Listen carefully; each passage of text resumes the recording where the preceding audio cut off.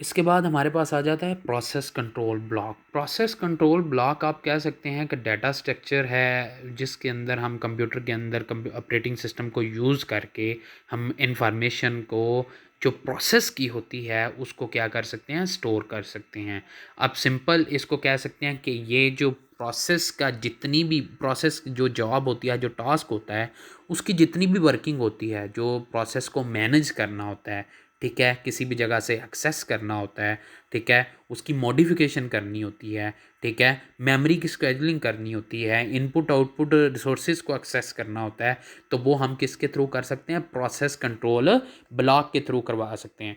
Process, जब भी कोई प्रोसेस क्रिएट किया जाता है यानी बनाया जाता है तो उसके अंदर हमारे पास इनिशियलाइजेशन होती है, ये जो कि इंस्टॉल्ड किया जाता है, ठीक है, तो उसके थ्रू हमारे पास क्या बन जाता है, हमारे पास प्रोसेस कंट्रोल ब्लॉक बन जाता है, पीसीबी इसको बोलते हैं, ठीक है। तो हमारे पास सबसे पहले जो है ये इंफॉर्मेशन को क्या करता है, हमारे पास प्रोसेस की इंफॉर्मेशन को कंट्रोल करता है एग्जीक्यूशन के लिए। दूसरा हमारे पास जो इंफॉर्मेशन होती है उसमें एलोकेट करता है रिसोर्सेज को, यानी उसको एक्सेस देता है, ठीक है। इसके बाद जब हम ये एक्सेस देते हैं, जब भी किसी भी जगह इंस्टॉल किया जाता है पीसीबी, यानी आप प्रोसेस को बनाया जाता है, तो उसके अंदर ऑटोमेटिकली क्या किया जाता है, प्रोसेस कंट्रोल ब्लॉक बना दिया जाता है। अब प्रोसेस कंट्रोल जब ब्लॉक बना दिया जाता है तो उसके अंदर हमारे पास क्या जाती है, वो उसी के अंदर हमारे पास डाटा क्या किया जाता है, इंफॉर्मेशन को स्टोर किया जाता है।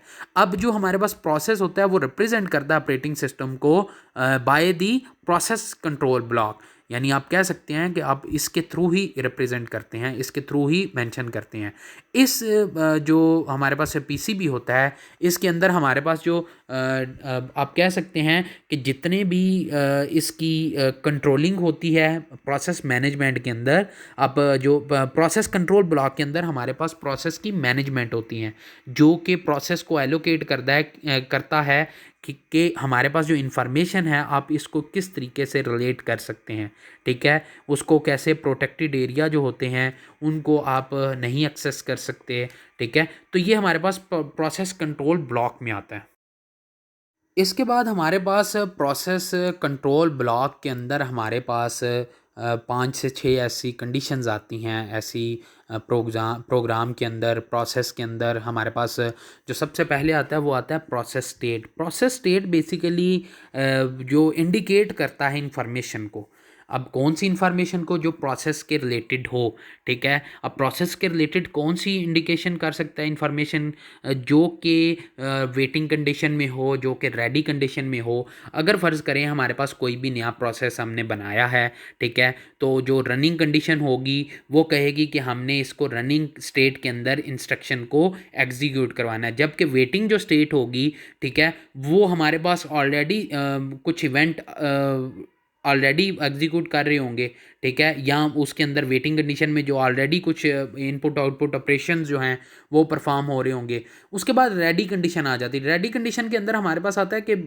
जो प्रोसेस वेटिंग कर रहा है उसको प्रोसेसर के अंदर वेटिंग करने दे, या रेडी जो है उसको, जो वेटिंग कंडीशन पे है उसको रेडी करें, ठीक है। इसके बाद जो टर्मिनेशन होता है, जो कि हमारे पास इसकी प्रोसेस की फिनिश होने के बाद एग्जीक्यूशन होती है, तो वो हमारे पास किस में आएगा, प्रोसेस स्टेट के अंदर। इसके बाद हमारे पास आता है प्रोग्राम काउंटर। प्रोग्राम काउंटर के अंदर हमारे पास जो रजिस्टर होते हैं, बेसिकली प्रोग्राम काउंटर होता है रजिस्टर के अंदर, यानी कंप्यूटर प्रोसेसर के अंदर हमारे पास जो रजिस्टर होते हैं उनके अंदर प्रोग्राम काउंटर होता है।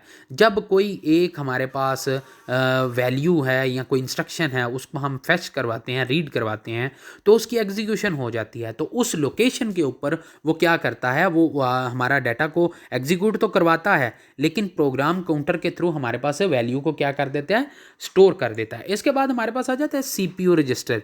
सीपीयू रजिस्टर हमारे पास आप कह सकते हैं कि जो ये रजिस्टर हैं ये बेसिकली हमारे पास जो स्मॉल सेट ऑफ डाटा होता है उसको क्या करते हैं, पकड़ के रखते हैं, होल्ड करके रखते हैं, ठीक है, डिफरेंट प्लेसेस के ऊपर, डिफरेंट एड्रेस लोकेशंस के ऊपर। आप कह सकते हैं कि ये कंप्यूटर प्रोसेसर का एक पार्ट होता है जो कि इंस्ट्रक्शन को होल्ड करके रखता है, ठीक है, और उसके बाद एड्रेसेस को स्टोर करता है, ठीक है, और उसके बाद हमारे पास इस डाटा को सीक्वेंस वाइज लेके आता है, ठीक है, जो इंडिविजुअल करैक्टर होते हैं उसको सीक्वेंस वाइज में लेके आता है, ठीक है, और हमारे पास इंस्ट्रक्शन को क्या करवाता है, एग्जीक्यूट करवाता है। और ये जो सीपीयू रजिस्टर होते हैं, ये जो हमारे पास स्टेट की इंफॉर्मेशन होती है किसी भी प्रोसेस के अंदर, तो उसके अंदर हमारे पास जो इंटरप्ट टक्कर होती है, फ़र्ज़ करें सम टाइम होता है, तो उसमें डाटा लॉस नहीं होता, उसमें डाटा हमारे पास सेव हो जाता है। यानी सीपीयू के अंदर हमारे पास जो रजिस्टर्स होते हैं उनके अंदर हमारे पास इंडेक्स रजिस्टर्स के अंदर या हमारे पास कोड के सूरत में हमारे पास इंफॉर्मेशन स्टोर होती है।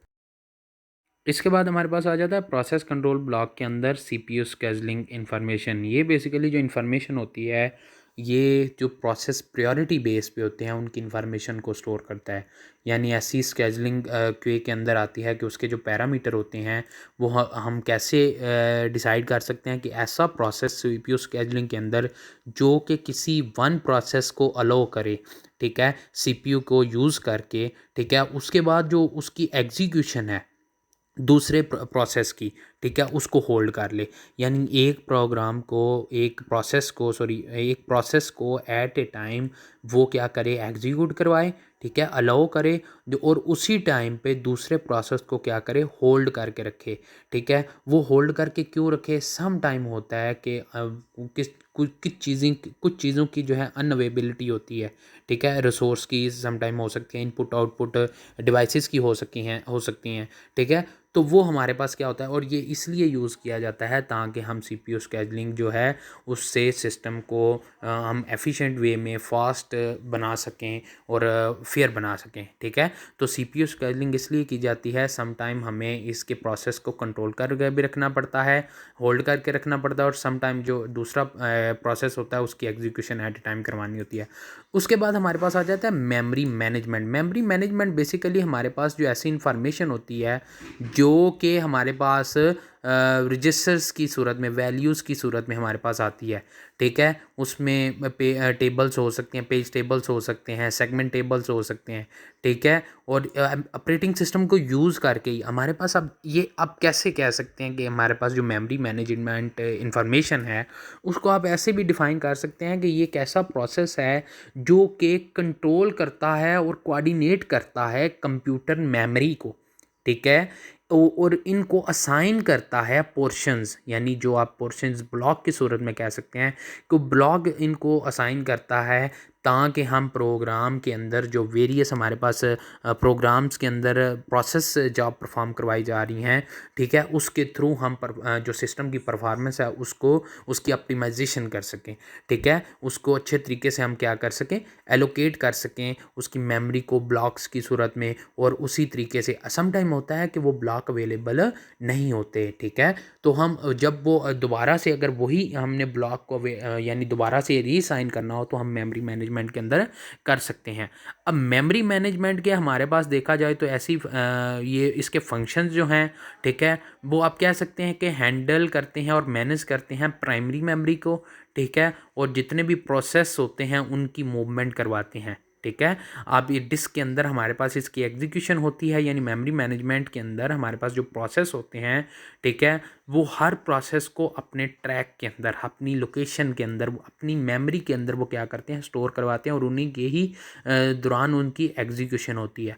अब हमारे पास देखा जाए तो मेमोरी को भी आगे सब हिस्सों में डिवाइड किया गया है। मेमोरी को हमारे पास पार्टीशंस में डिवाइड कर दिया, यानी पार्टीशंस एलोकेशन हमारे पास मेथड आ जाता है जिसके थ्रू हम क्या करते हैं, उसको मेमोरी को पार्टीशंस में डिवाइड करते हैं, ठीक है। जो प्राइमरी मेमोरी होती है उसको पार्टीशंस में डिवाइड कर देते हैं। ये हमारे पास आता है मेमोरी मैनेजमेंट इन्फॉर्मेशन। इसके बाद हमारे पास आता है अकाउंटिंग इन्फॉर्मेशन। अकाउंटिंग इन्फॉर्मेशन आप इस तरीके से कह सकते हैं कि हमारे पास जो भी प्रोसेस हो जॉब हम परफॉर्म करवाते हैं through CPU, through operating system, तो उसके अंदर हमारे पास जो टाइम लिमिट्स होते हैं, रियल टाइम यूज्ड होता है, ठीक है, अकाउंट नंबर यूज़ होते हैं, जो भी जॉब प्रोसेस नंबर होता है वो एग्जीक्यूट होता है। तो उसका क्या कंसेप्ट आता है, यानी उसके अंदर हमारे पास ये एक ऐसा मेथड कह लें अकाउंटिंग का जो कि आइडेंटिफाई करता है और डाटा को रिकॉर्ड करता है, ठीक है। वो कैसे कर सकता है, वो आप जनरेट करते हैं। जब भी एक प्रोसेस को आप जनरेट करते हैं या आप रनिंग कंडीशन में लाते हैं, ठीक है, तो उसकी कोई ना कोई स्पेसिफिक इन्फॉर्मेशन, कोई ना कोई रिपोर्ट बनती है। जैसे आप टास्क मैनेजर में देखें तो हमारे पास एट ए टाइम जब आप टास्क मैनेजर को ओपन करते हैं तो हमारे पास डिफरेंट प्रोसेसेस परफॉर्म करवाई जा रही होती हैं। उसके अंदर हमारे पास नेटवर्किंग होती है, यूज़र्स होते हैं, परफॉर्मेंस मेजर की जाती है, एप्लीकेशंस कौन कौन सी रन कर रही हैं। तो ये बेसिकली हमारे पास एक क्या है, ये अकाउंटिंग इन्फॉर्मेशन है। आप कह सकते हैं कि अकाउंटिंग इन्फॉर्मेशन हमारे पास 3 से 4 तरह की हो सकती है। हमारे पास जो पब्लिक अकाउंटिंग हो सकती है, गवर्नमेंट अकाउंटिंग हो सकती है, मैनेजमेंट अकाउंटिंग हो सकती है, ठीक है, फोरेंसिक अकाउंटिंग हो सकती है। तो इसके अंदर हमारे पास 2 तरह से ग्रुप बना दिए जाते हैं, एक इंटरनल यूज़र के लिए और एक एक्सटर्नल यूज़र के लिए। यानी अकाउंटिंग इन्फॉर्मेशन आप कह सकते हैं कि ऐसा डाटा जो जिसको रिकॉर्ड किया होता है उसकी एक यूज़फुल जनरेट की जाती है एक ऐसी फ़ाइल जिससे हम यूज़फुल रिपोर्ट बना सकते हैं। यानी अकाउंटिंग में डाटा को क्या किया जाता है, रिकॉर्ड करके उसको आइडेंटिफाई किया जाता है, ठीक है।